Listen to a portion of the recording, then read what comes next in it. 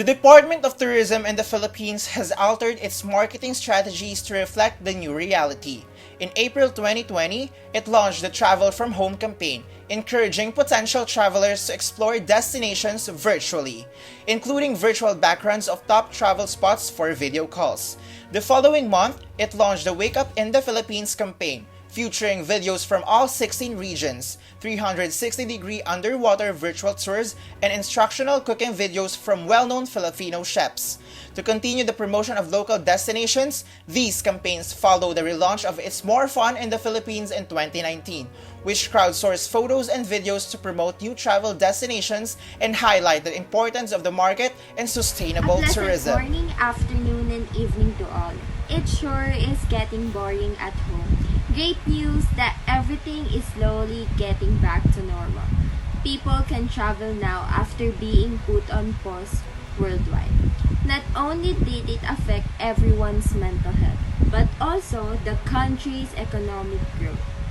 In simple words, tourism means people traveling for fun, and it includes activities such as sightseeing and camping. People who travel for fun are called tourists. It has done a lot for the country. As a matter of fact, the contribution of tourism to the country's GDP is 12.7% in 2019.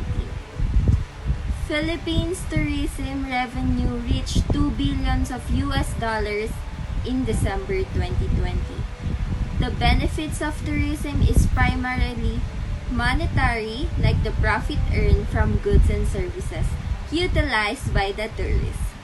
Of course, customers will purchase goods and services in the country they will be visiting. It provides job opportunities to a bigger audience, since the demand for buying of new products and offering services to the rising numbers of tourists. And companies will also have to increase their demand for manpower. Thus, it creates more jobs. Share cultures from different countries, of course. From sharing one's culture to another, these people would have the possibility to make a purchase of whatever the other party is talking about.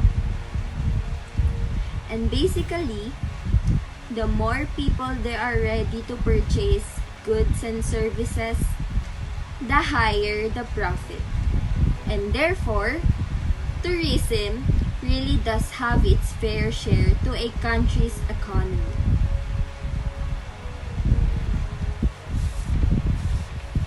Up next, is it true that macroeconomics is the branch of economics that studies the behavior and performance of an economy as a whole? You'll find out. And let's hear from the news of Miss Christine. Thank you, Ms. Louise Tibus, and now I'm going to report about macroeconomics. Yes, it's true that macroeconomics is the branch of economics that studies the behavior and performance of an economy as a whole. It focuses on the aggregate changes in economy such as unemployment, growth rate, gross domestic product, and inflation. In fact, the Philippine economy has been posting outstanding growth and gaining momentum in recent years, having consistency high domestic products growth rate at 6 to 7% in the past years. The Philippines is among the fastest growing economies in Asia. Unemployment, also referred to as joblessness when people are without work or actively seeking for employment. During periods of recession, an economy usually experiences high unemployment rates. In the Philippines, unemployment has remained high at almost twice the level of neighboring countries despite the relatively fast employment growth in the past decades. My next report is about poverty.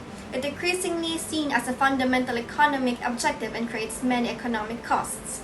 Private and external costs associated with exclusion from normal economic activity. Today, the Philippines has fairly high poverty rate with more than 60% of the population living the poverty line from 2015 to 2020. President Rodrigo Duterte aims to reduce poverty to 14% by 2022. The Philippine government plans to eradicate extreme poverty by 2040. Furthermore, the government has implemented various programs and reforms to reduce poverty by targeting education, healthcare, and overall economy. Unfortunately, poverty is increased due to coronavirus. Therefore, greater efforts are necessary to combat poverty in the Philippines amid the pandemic, which has hit the hardest. GDP, or gross domestic product, is the value of nation's finished domestic goods and services during a specific time of period. Philippines has a steadily growing economy with a gross domestic product that reached over $361 billion in 2020. GDP is an important figure because it gives an idea of whether the economy is growing or contracting. Now I'm going to report about GNP, Gross National Product, is another metric to use to measure country's economic output, whether the GDP looks at the value of goods and services. Philippines' Gross Domestic National Product in CICE and converts quarterly GNP product to US dollars. Bangko Sentral ng Pilipinas average market exchange rate is used for currency conversions. Again, macroeconomics helps us understand the functioning of a complicated modern economic system. Thank you for listening to my report, and for our next reporter, Ms. Sofia Ocampo, will report about microeconomics. Well, as we all know, when there is macroeconomics, there is also microeconomics, and we will be tackling the relationship of this branch to the tourism industry. To start off with, microeconomics is derived from the Greek word micros, which means small. It is a branch of economics that is focused with small parts of individuality concerning individual firms along with their output and costs, production and pricing of single commodities, and wages of individuals. There are different components under this topic, including the law of supply and demand, and we will be relating this as to how it affects the tourism industry, especially in the Philippines at this time of pandemic. Demand refers to how much of a product or service is desired by buyers, and in tourism, demand is the total number of people who wish to travel to use tourist facilities and services at places away from their work or residence. The tourism demand is usually regarded as a measure of visitors' use of a good service. The law of demand, as with any product, with everything else held constant. As the price of the product increases, the demand for a product decreases and vice versa. On the other hand, supply represents how much the market can offer, and in tourism, the supply of all assets, services, and goods to be enjoyed or bought by visitors and occasioned by the journeys of visitors. The law of supply states that the higher the price, the larger the quantity is produced. As the price of a product rises, all other things being equal, suppliers will offer more for sale, as they will have more to sell since price increases can dampen demand. Entirely speaking, the relationship of microeconomics and tourism all boils down to the basics, wherein there are factors that affect the movement of a tourism in a certain place. Reporting to you now the microeconomic standing of the Philippines this pandemic. As we all know, ever since the pandemic had started, the economy of the entire country had gradually fallen, especially the tourism industry, wherein people were forced to stay at home, causing establishments and attractions to stop operations. This is where the demand and supply of the tourist and attractions had completely fallen for more over a year. But months have passed, the tourism industry have slowly got back up, and attractions and establishments have gradually opened, especially air travel. One example happened just this month of November, where airfares to Boracay have suddenly dropped and tourist demand have risen up, causing more of them to travel to the island. Thank you so much for listening, and on to the next reporter, G. Maxine Asay. Thank you so much, Ms. Ocampo. We are now back live here at Studio, Manila, Philippines. The world is becoming more and more interconnected. Never in the history of the mankind that there existed such an intense relationship among international trade, communication, and politics. The term globalization is all around us, sometimes an opportunity, sometimes as a threat. Even though the term globalization is frequently used, it is not easy to define. In today's world, economic, ecological, social, and politics issues and problems are no longer limited to the national level because the world has become strongly interdependent. There are negative and positive of globalization.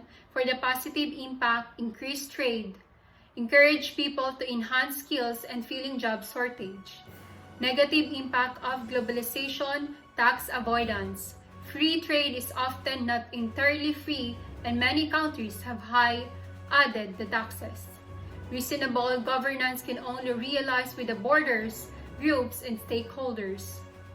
For example, the state confederations such as European Union, commonly economic spaces like OECD or the Organization Economic Cooperation and Development is international organization that works to build better policy for better lives.